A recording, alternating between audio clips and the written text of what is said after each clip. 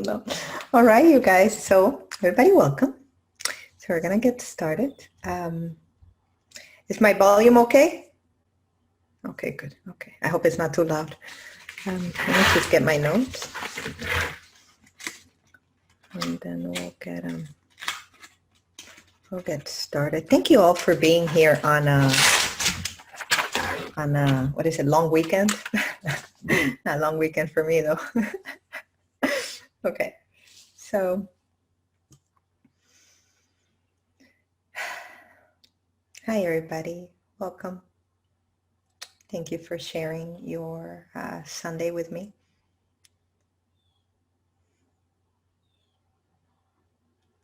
This morning, I was watching the lake. I have a lake view from my balcony.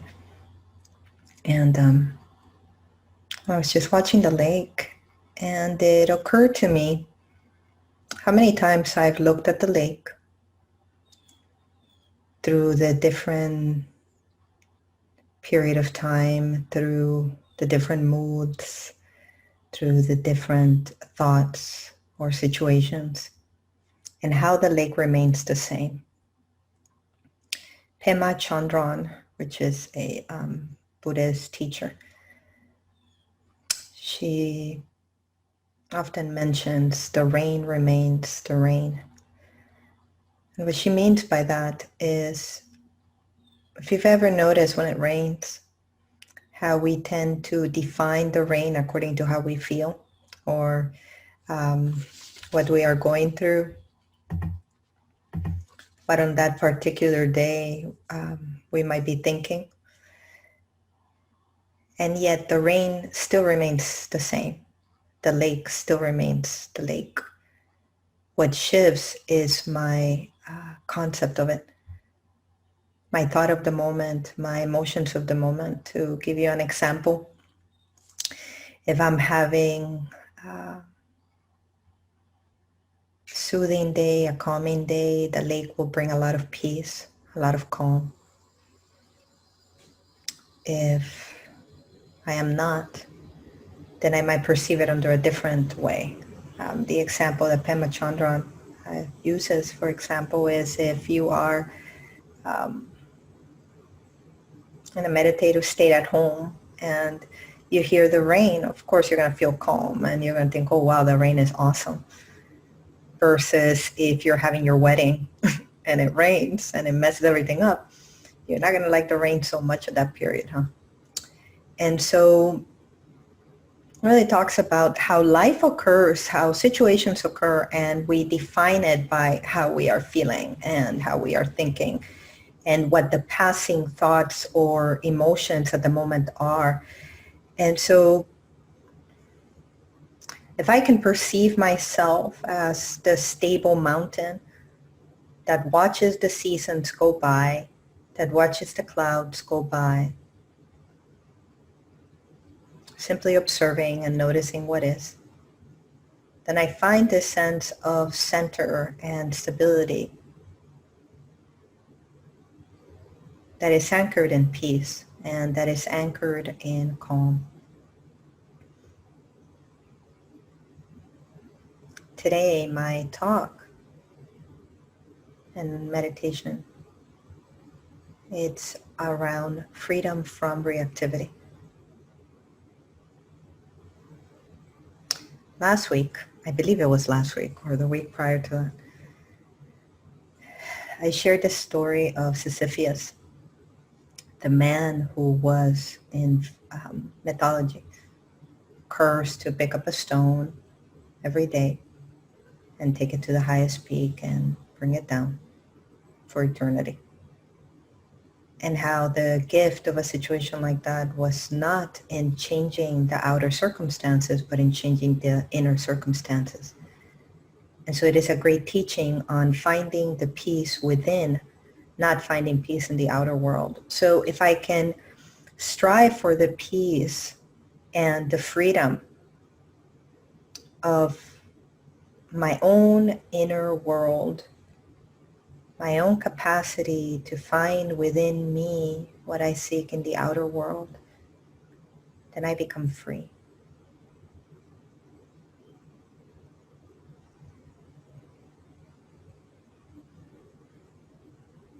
So this morning, right after I was viewing the lake and meditating on that, on how often we add to an experience, how often we bring our own emotions, whether it's emotions from past situations or emotions from the now or emotions from the future, how we tend to taint the experience of what is going on.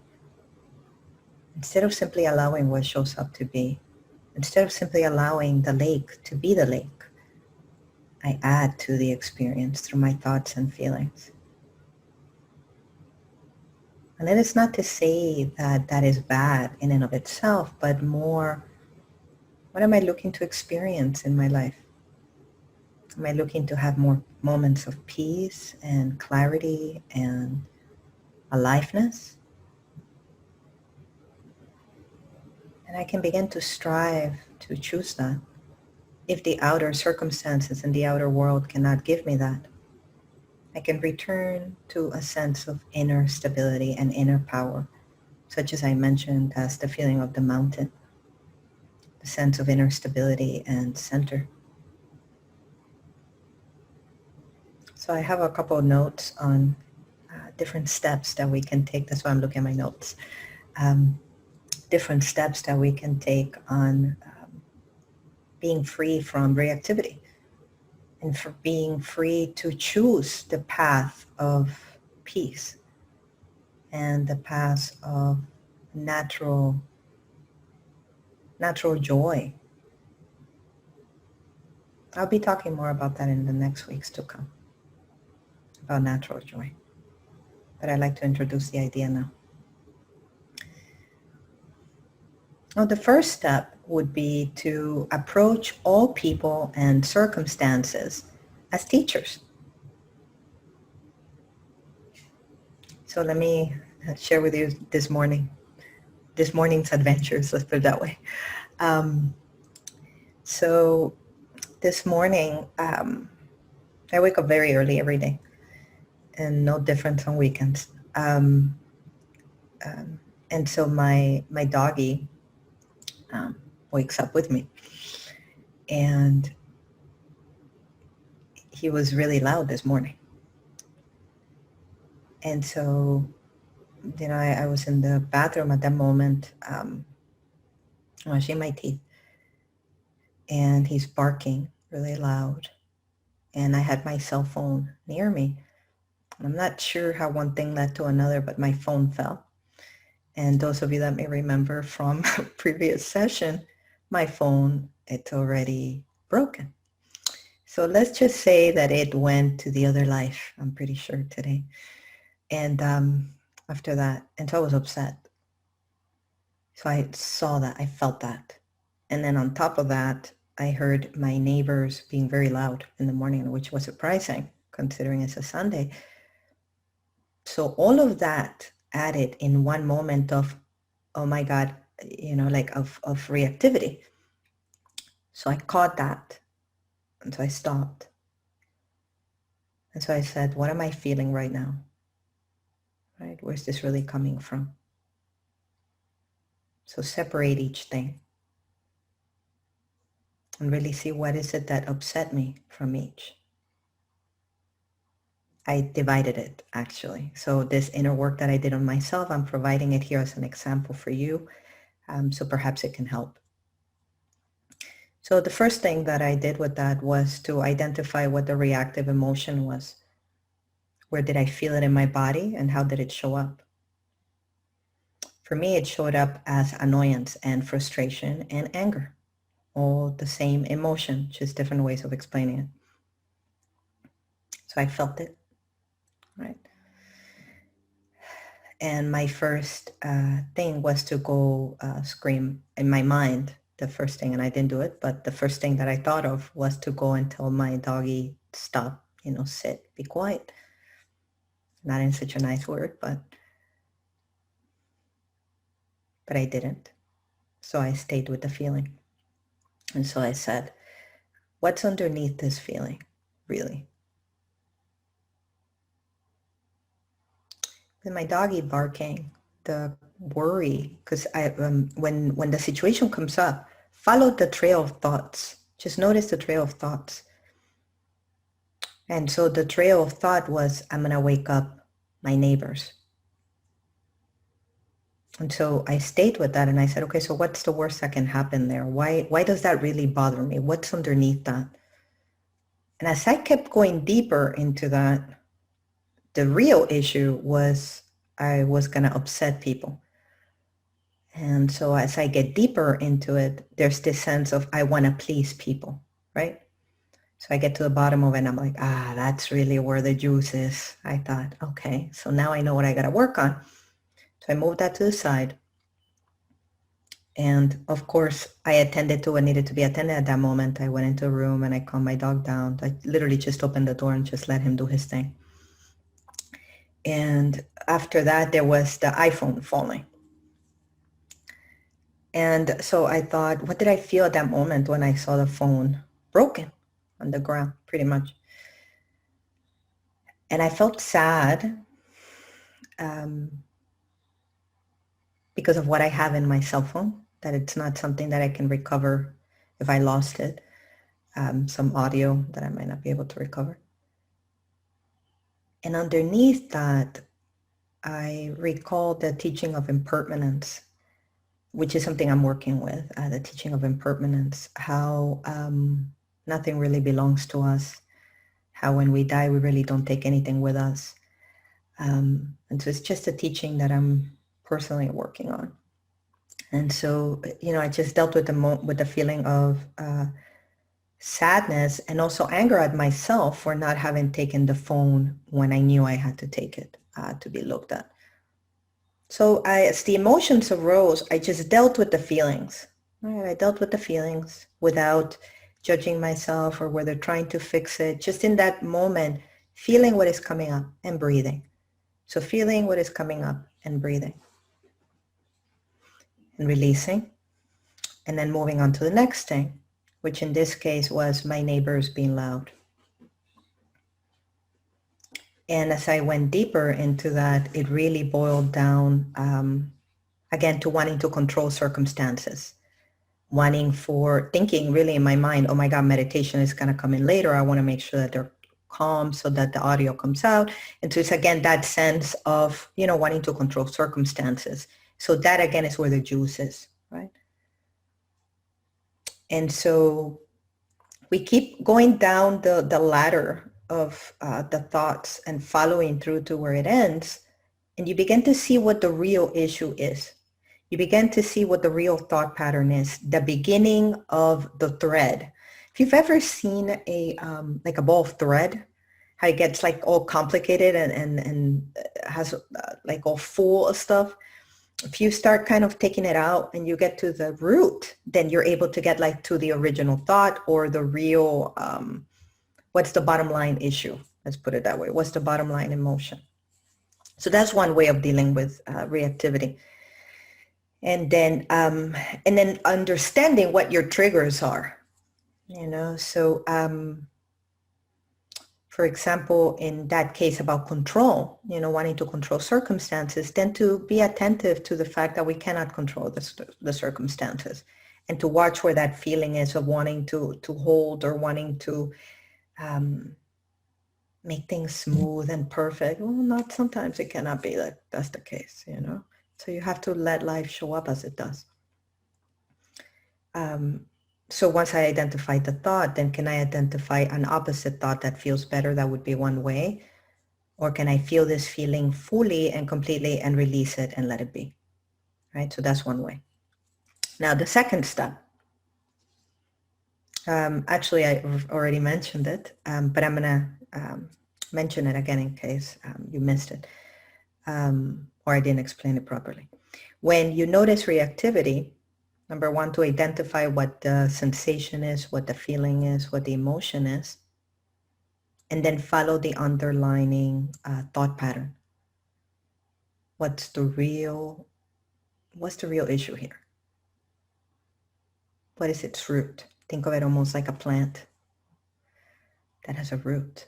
Find the root, and then you'll understand the plant. So the moment that you notice yourself being triggered, to stop. That is number one. Stop. Recognize that you have a choice and that you do not, no matter what the circumstances are, have to react out of reactivity. You can choose freedom, and you can choose to own your thoughts and emotions and find another way, find a way of peace. And in this way, shift literally your brain. Number three, I find that this is the most important of all. Once you stop, you find stability, whatever that means to you in that moment. You find a center, a place of neutrality within you.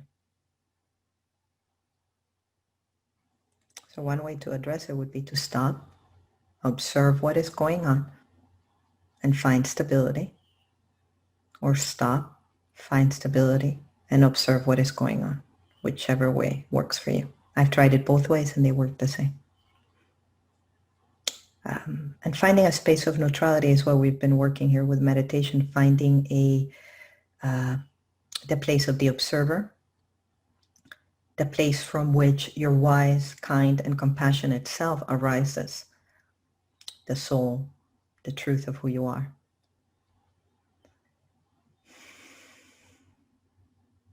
And once you have found a space of neutrality, we anchor in the breath.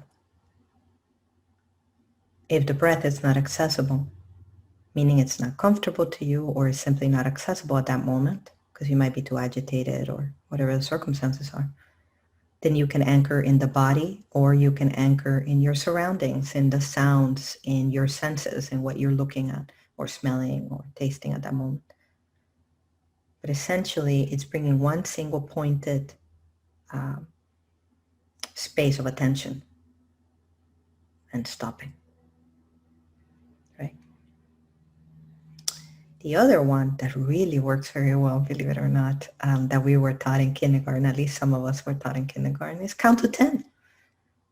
Count to 10. I specifically love that one because it reminds me of being a kid. It reminds me of being a child in kindergarten. It's like count to 10. So it's like, so I would put one hand on my belly and just count to 10 and breathe, right? So stop, count to 10, breathe. So it's different techniques on dealing with that. The other piece I wanted to add to that is there are moments in life when we might be a little more sensitive than others. And that's something also to realize and to be kind with ourselves. For example, I was. This week, I am right after class last week. The whole theme of last week's class was slowing down. I hurt my toe, literally on that day. And it forced me to slow down. It forced me to, I wasn't able to do yoga like I wanted to. I wasn't able to do the various things that I wanted to do at the time. And so I was forced to slow down. And at first, as annoyed and as impatient as I got with myself, I thought how brilliant that God is to bring this teaching to me. It's almost like God said, oh yeah, you want to teach about slowing down? Let me teach you, kid. Let me teach you what slowing down is really about. And so I took it as a practice. And what I ended up discovering, which is really the deepest underlining frequency of all of this, was a sense of helplessness towards changing circumstances. And I thought, how interesting. So to go back, so at that moment of my doggy barking, there's all these deeper emotions, but at the very end of the thread, the very end of the thread of the phone falling, at the very end of the thread of the neighbors being loud, at the very end of the thread of the toe, was really just this feeling of helplessness. that I have no control over the circumstances or the situations. And so I thought, that's the real deepest part of the juice. I can work on this. So once I identify the deepest place of it, I recognize that it is not helplessness, it's vulnerability. It is the place of humanity, the place in our hearts where we begin to realize how vulnerable our hearts are, how there's this part of us that is almost like the center of a flower or of a seed. It's very soft and very vulnerable and very open and very innocent. And I thought that's what it was at the core. In my need to protect it or to secure it or to help it or to fix the things around it in order to make sure that that part is okay. And how often we do that or something similar, you know?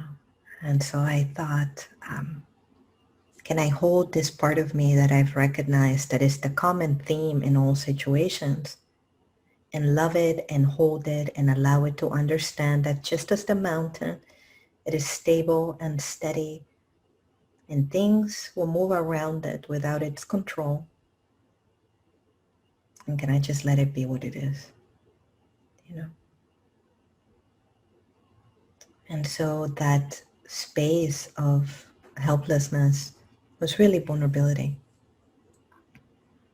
Was really the place of being without clothing with yourself, really naked and opened to the deepest feeling that you have at the core.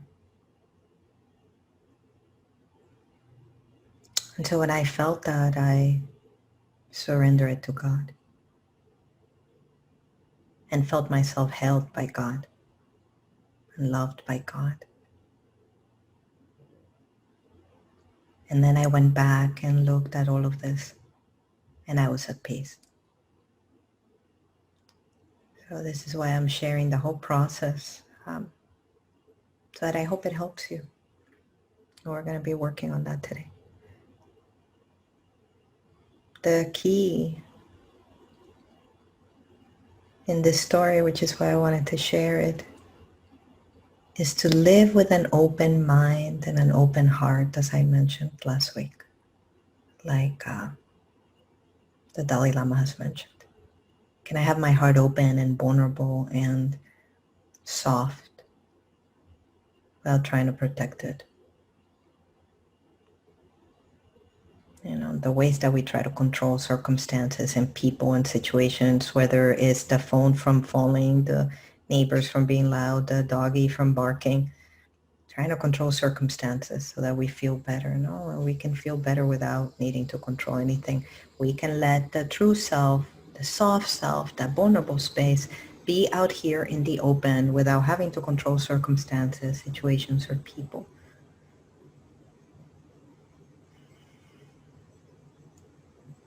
Peace comes from within.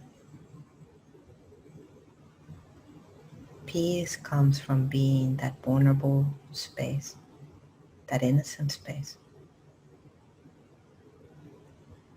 that open heart, the open mind. Do not seek it in the outer world. It's impermanent. People will change, places will shift. At the core is the center of peace.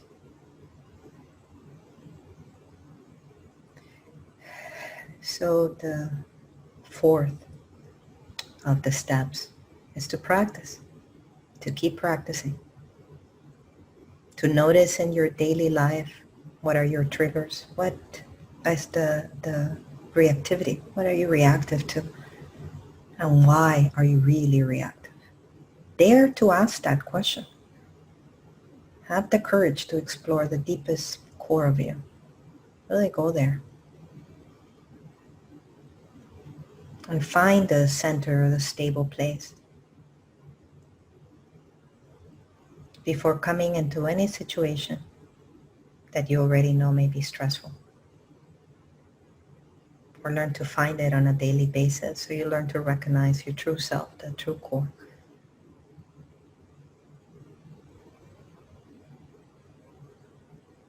And within the sense of practice, there is the kindness and the gentleness and the sweetness of making peace with where you are, of not resisting what is, of allowing what shows up to be.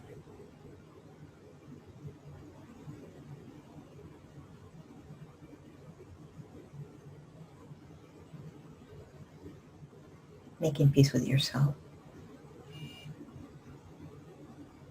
and life.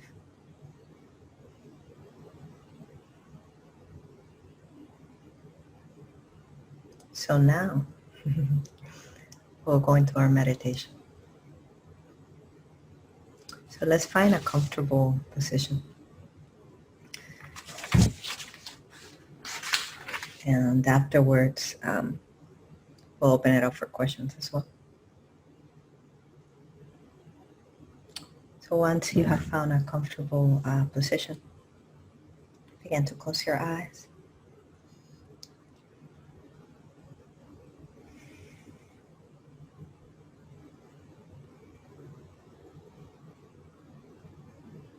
And begin to settle in the breath,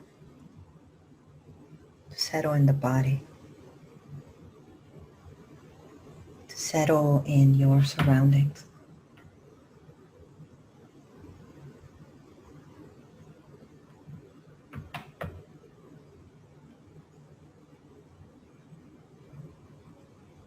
Notice the space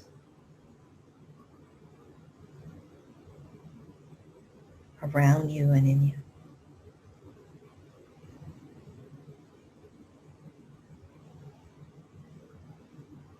And become aware of the part of you that is stable, calm,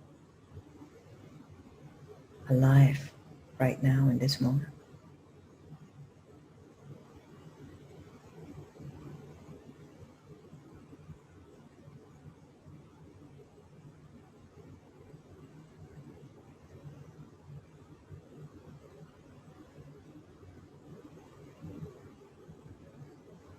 And noticing the way the breath comes in and out of the body.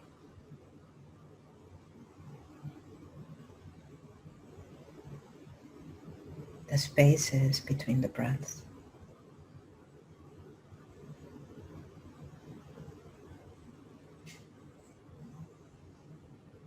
Noticing the way the inhale comes into the body.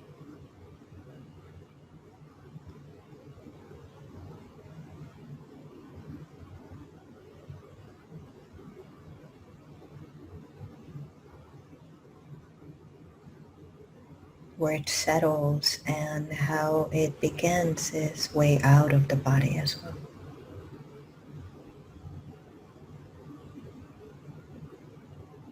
Noticing the sensation of your body as it sits or lays. The way the clothing feels.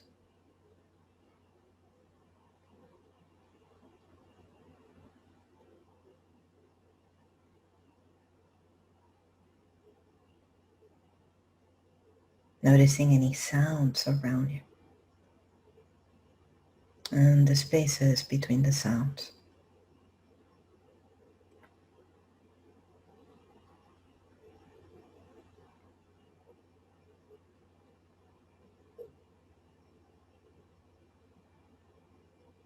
And noticing the part of you observing you, breathing in this moment.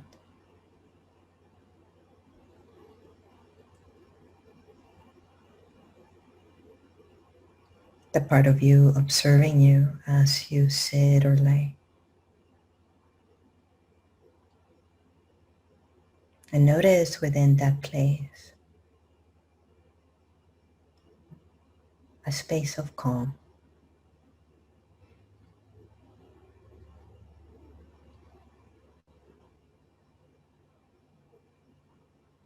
a stable space.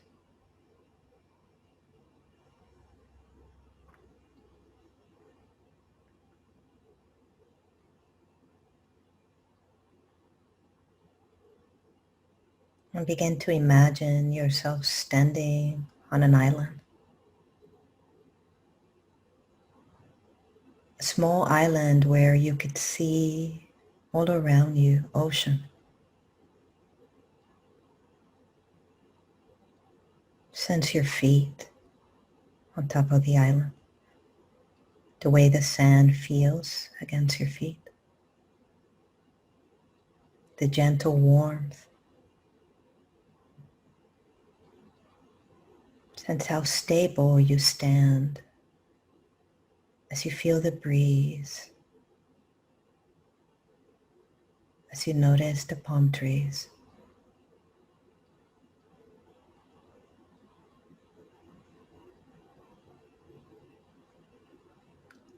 Sense how stable the earth underneath your feet feels in this moment.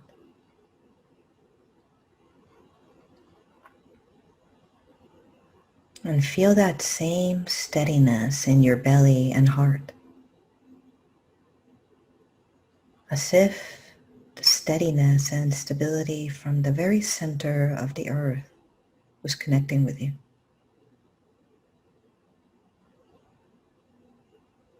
Sense your legs as the trunks and roots and the stable core of the belly and heart.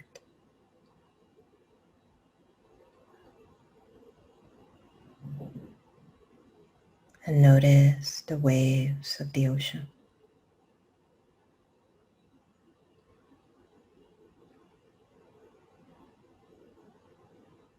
Noticing the calm of the waves.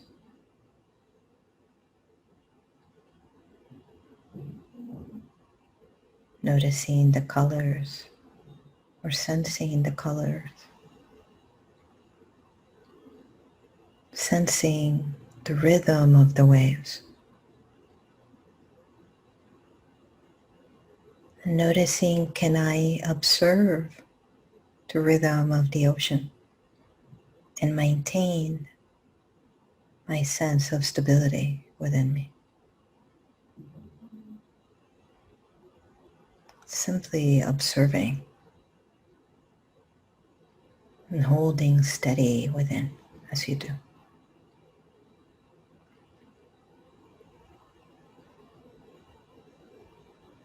Feeling the calm, observant space within you as you observe the water.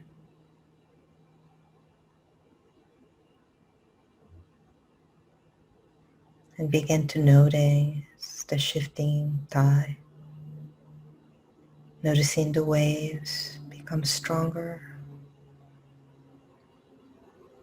uneven, more wild.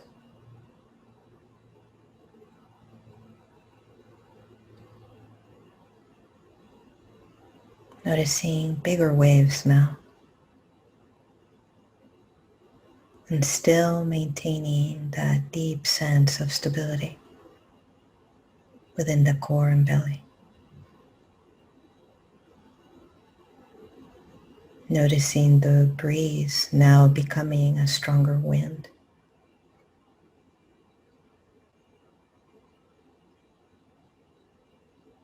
Noticing the sky becoming darker, cloudier.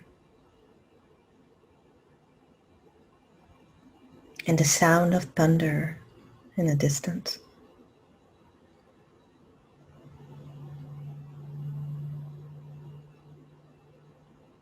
And begin to notice how the wind becomes stronger and stronger.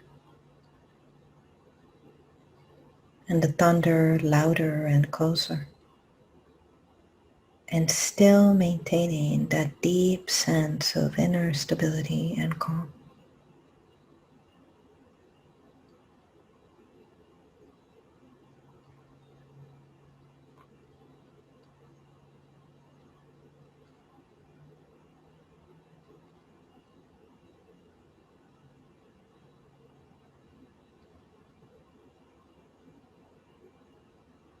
And now begin to notice the sky clearing, the night coming, and noticing the beautiful stars above you as the storm begins to clear completely now. And the water becomes deeply still.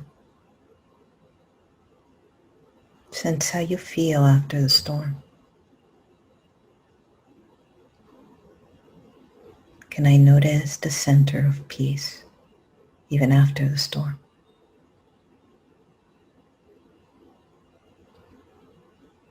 As you begin to notice the beauty of the night sky, all of the stars shining,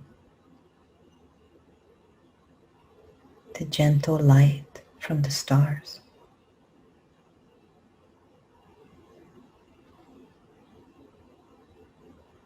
begin to notice now a guide or teacher coming forth to you.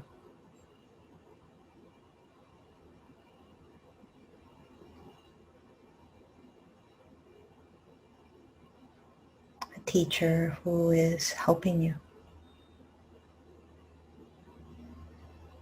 in this period in your life.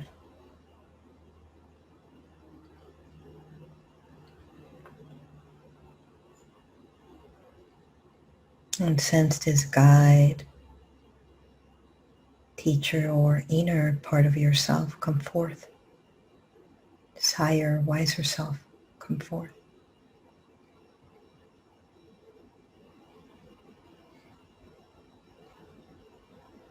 And they are here to share with you what you can do in your own life to maintain stability, to maintain yourself centered through the changing weather of life.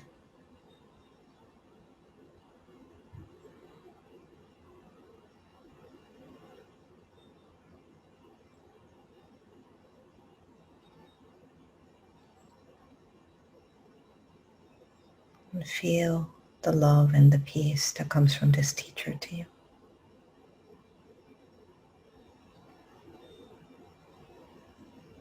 Notice their words,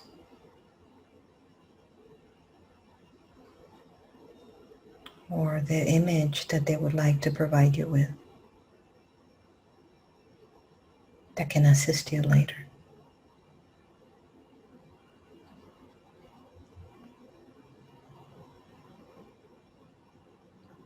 And you thank him or her or yourself.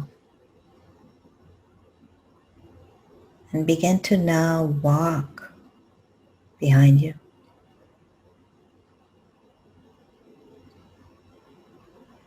And you notice a fire.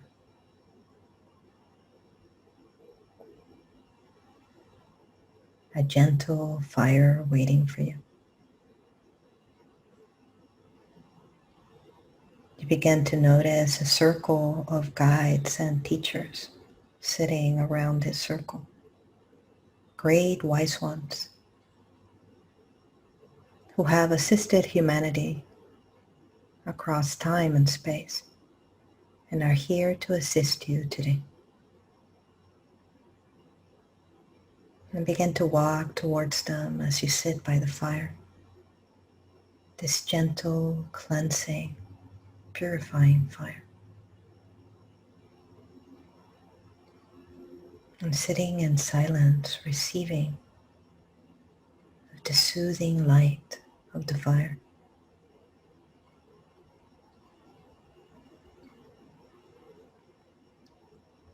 Noticing the teachers and guides around you.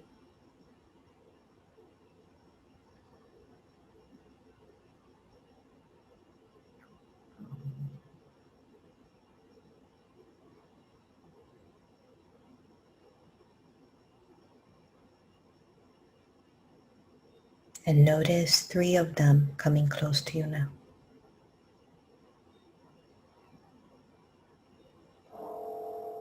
Each representing a lesson that you are currently learning,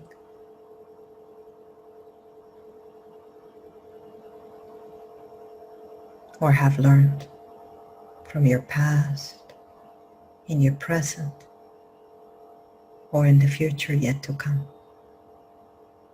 Notice them stepping close now.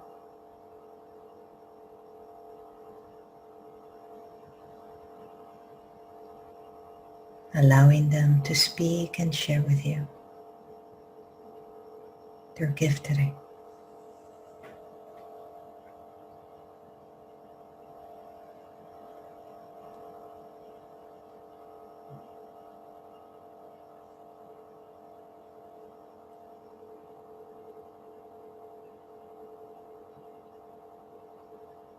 Allowing yourself to feel great peace and calm as they do.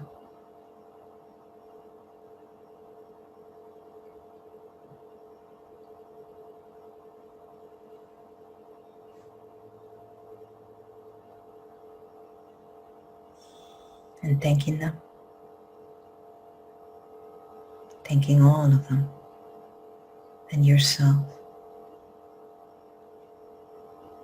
Then beginning to walk away now from the fire, feeling deeply calm and relaxed, centered and connected to your wise inner core. Beginning to feel your legs, your feet, your hands. Beginning to very gently come back into your body. Noticing the rise and fall of the breath.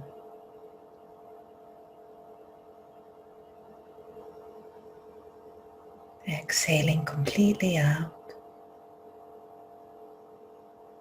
And coming back fully into the present moment as you are ready. And opening the eyes and returning. Feeling peaceful, calm, and ready for the day or ready for bed.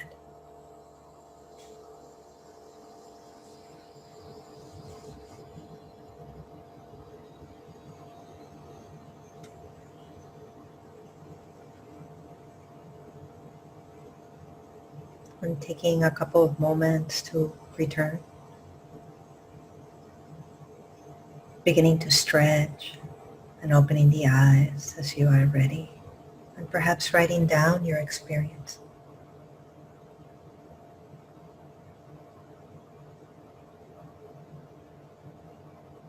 Go ahead and do that now.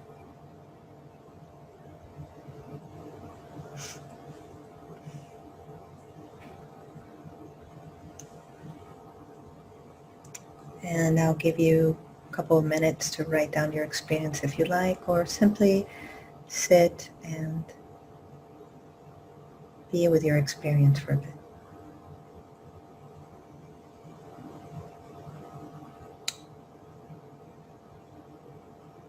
And I like to open it up to questions now. If you have any questions or comments, please, I do welcome them, as this forum is here to assist each of you and all who will hear it at some point. You can leave your camera off or camera on, whatever feels comfortable.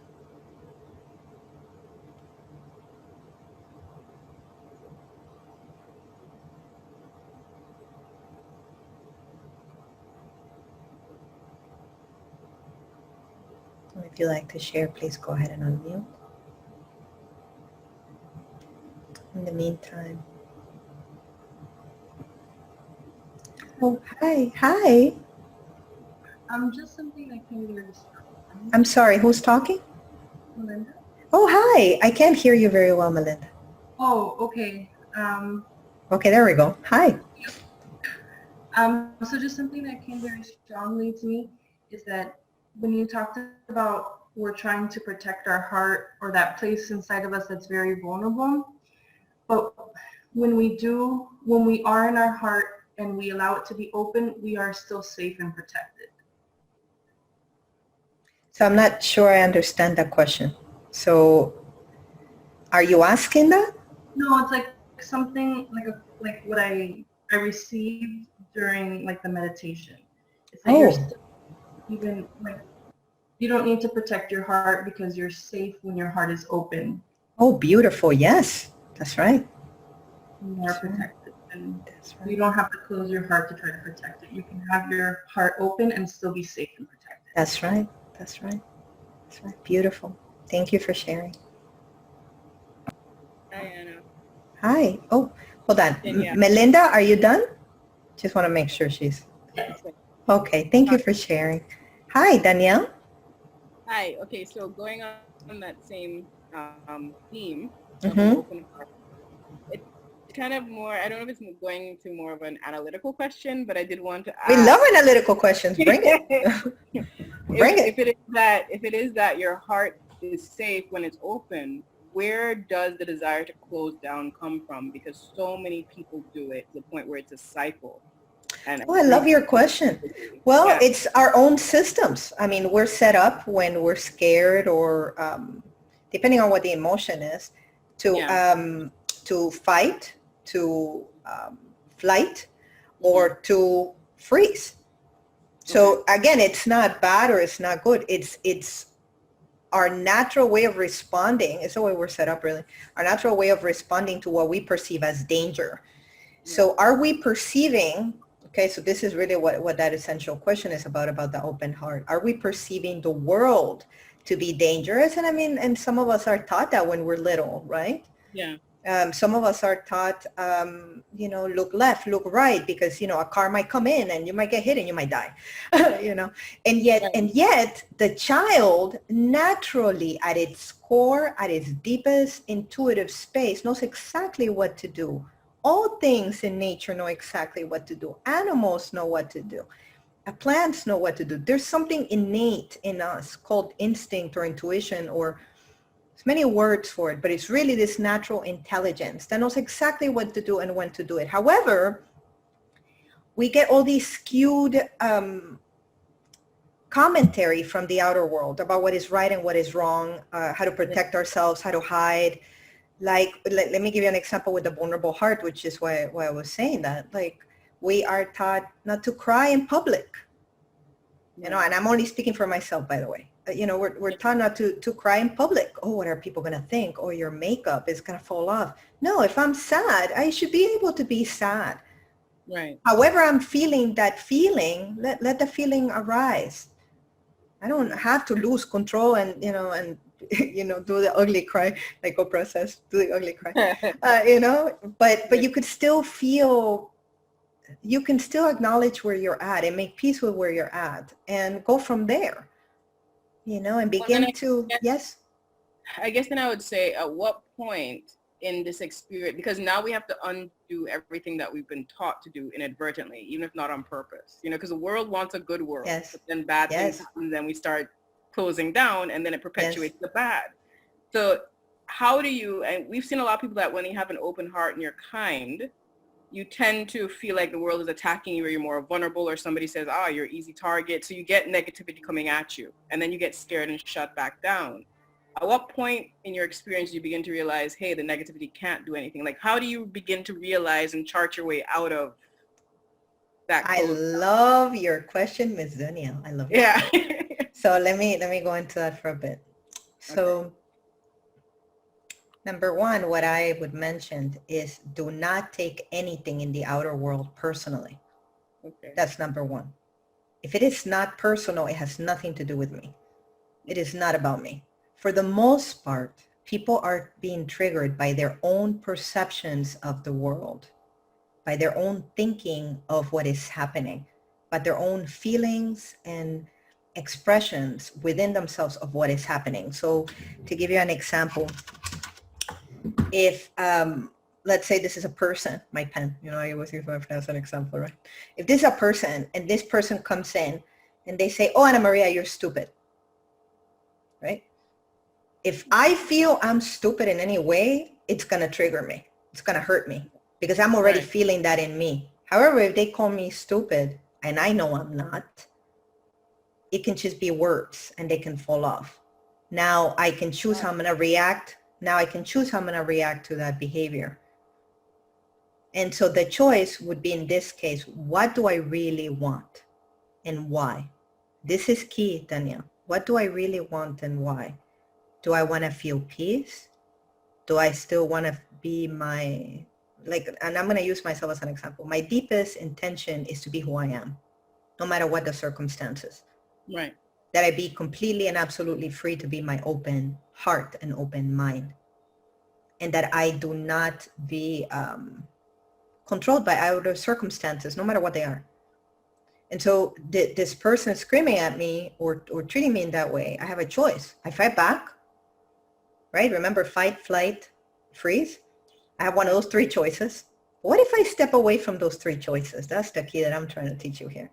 What if I step away from those three choices and I notice I'm already stable and I'm already at peace and I don't need to react from any chemical in my body? You know, that sense of like, I want to fight back, or I want to freeze, or I want to run.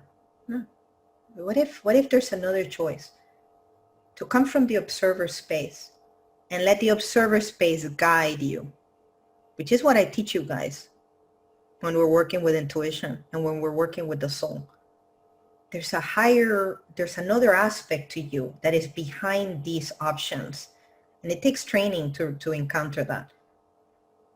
But there's another way that I can go about this. Okay? And so let's say that one of those three choices occurs, right? So I fight. What am I going to get out of it? Why am I really doing it? Am I doing it because I want to teach this person a lesson? Do you even really teach a lesson? Mm-hmm. Do you know? Am I doing it to be right? Am I doing it to be in control? What do I really get out of it? You know? So, and then again, the same question applies to the other options. What do I really get out of it? What am I getting out of it? What am I really wanting to do in this circumstance, whatever the circumstance might be? But this is what I'm wanting to mention to you in this. I can keep myself stuck in loops like this. That's why I mentioned in the earlier part of our talk today about the doggy barking, the phone falling, the neighbors being loud. I cannot control the outer circumstances. My dog barking is not personal. The neighbors being loud is not personal. Why should I take it into my body or into my experience as if it is my own? It isn't. Even my phone falling could be personal because I did it. But it happened. It happened. I can't go back and fix it.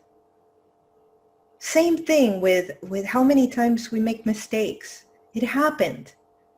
You can't go back and fix it. But what are you going to do with it now? Where is your place of power?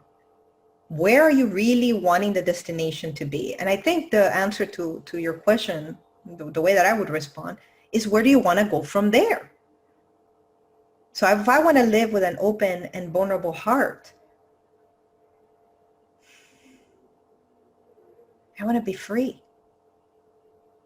I want to be able to feel at peace no matter what the circumstances are. No matter who or what is around me, no matter what the storm, no matter what the clear day, I get to choose how I feel. That's freedom. I get to choose how I respond. That's responsibility, the ability to respond the way you want. So I know from our talks, Danielle, that you're wanting to feel empowered. Yes. So the question then is, how can I feel empowered? Truly, Danielle. And I'm going to let you meditate on that. And then we can talk about it at any time you like. Okay? Truly. I know. Good. Good. Good. I send you a big hug to you and your mama. Yes, mom's here too. Okay. Thank you, honey. So I think this is going to be the first time, you guys, that we might go beyond our time. Oh my God. There's me not being punctual. Sorry about that. So I'll just extend it 5 more minutes because again, I started 5 minutes late because I was having technology issues. So let me get one more question if that's okay, or one more comment. So who would like to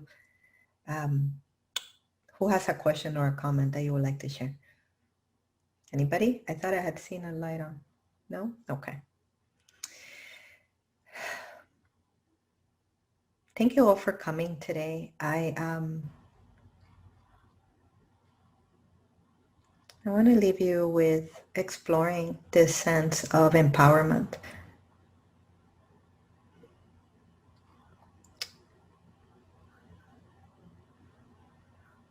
At any moment, we can return to the vulnerable, open space. We can notice within us the core of who we really are. Let that be actually the exploration this week. Who am I really at the core? What is my deepest intention?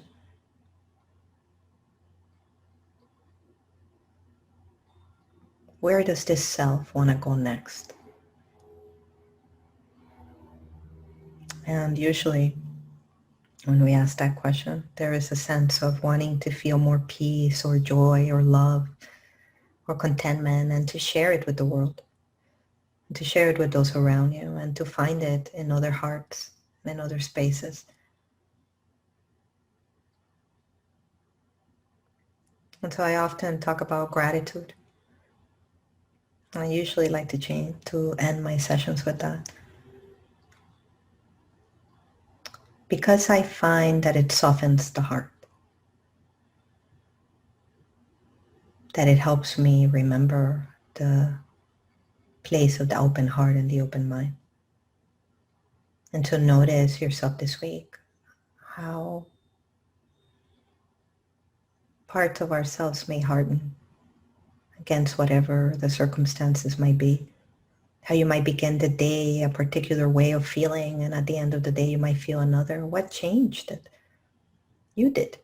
Your thoughts, your words, your emotions to what was going on in life. So if I begin to find a place of empowerment, and I know that this is a challenging message to say, but I invite you to try it. What would happen if I took responsibility for the way that I view life? What would happen if I took responsibility for the way I interact with others? Not the way they interact with me, but the way I interact with them.